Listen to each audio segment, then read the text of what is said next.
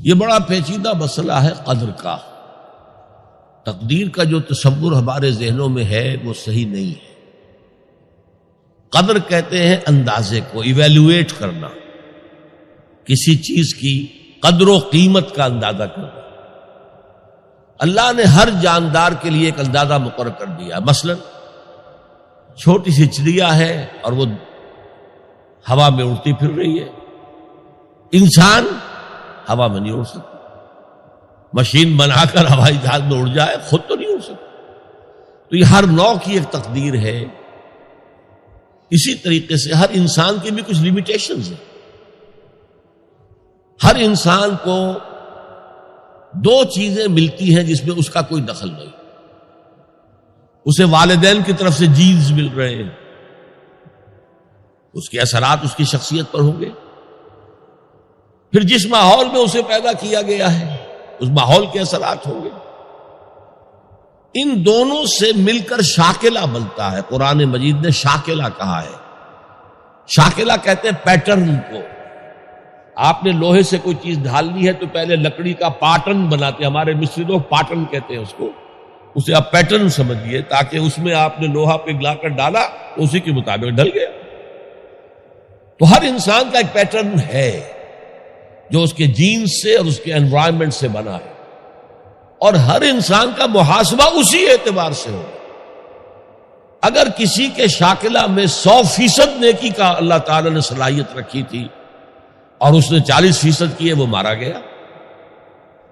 جس کے اندر رکھی 50% دی، اس نے 40% کر لیا، کامیاب ہو جائے گا. لا یکلف اللہ نفسا الا وسعها.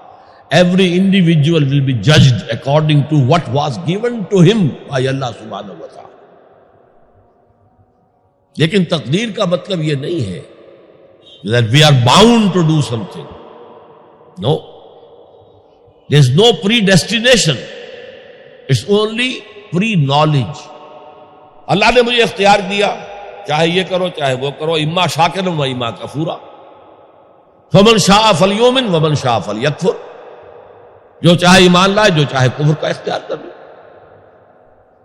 لیکن اللہ کو معلوم ہے کہ تم کیا کرو گے. یہ پری نالج ہے اللہ کا، پری ڈیسٹینیشن نہیں. اللہ نے مجبور نہیں کیا. ہاں وہ لمیٹیشن جو آپ کی شخصیت کے اندر ہے وہ اپنی جگہ ہے، لیکن نیکی اور بدی، خیر اور شر، حق و باطل کا چوائس آپ کو دیا ہے. اما شاکرا و اما کفورا. فمن شاء فلیؤمن ومن شاء فلیکفر. This free will is with you and you will be adjudged on the basis of this free will. البتہ کتنی نیکی تم کر سکتے تھے اتنی کر لی، کامیاب، چاہے وہ مقدار میں کم ہو. اب جب غزوہ تبوک کے موقع پر حضور نے مسلمانوں سے کہا یہ جیش العسرہ ہے، ساز و سامان چاہیے، اب لاؤ پیسے پیش کرو. حضرت ابوبکر نے اپنا سارا اثاثہ لا کر رکھ دیا. پوچھا اپنے بال بچوں کے لیے کچھ چھوڑ کر آئے ہو؟ کہ کچھ نہیں چھوڑا.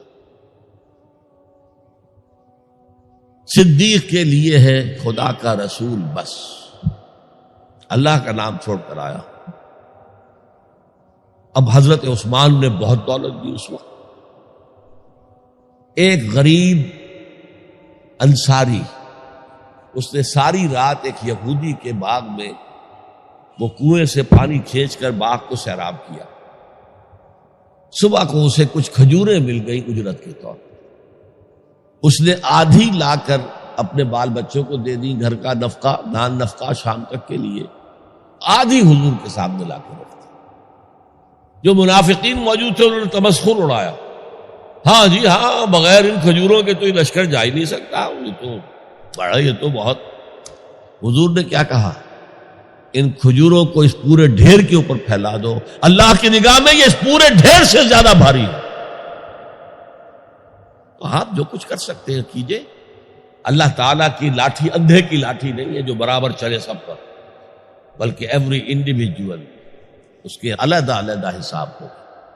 اللہ کا کمپیوٹر بہت بڑا ہے، بہت بڑا ہے، بہت بڑا ہے.